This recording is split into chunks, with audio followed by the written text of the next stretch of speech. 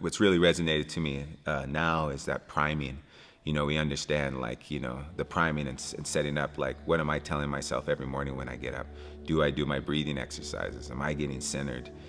So a lot of times when I'm working with youth, and as a social worker, one of the kind of things we take is don't do more harm. So as a coach, as a trainer, one of the things I see us struggle with is that sometimes we're trying to motivate, but we've been taught a certain way, of pushing them beyond or putting them down or challenging them. And that positive mindset developing in our athletes first starts with us, making sure we're centered and conscious of how we're communicating and how we're being seen. Because sometimes as a coach, we're getting on them hey, come on, you can do more.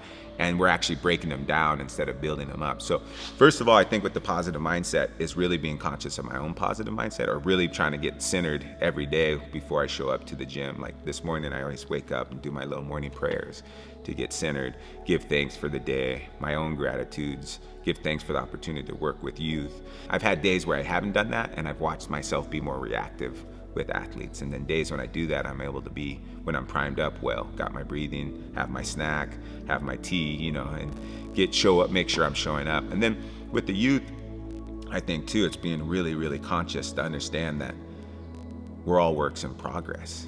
Sometimes we have these judgments I know you could have done that.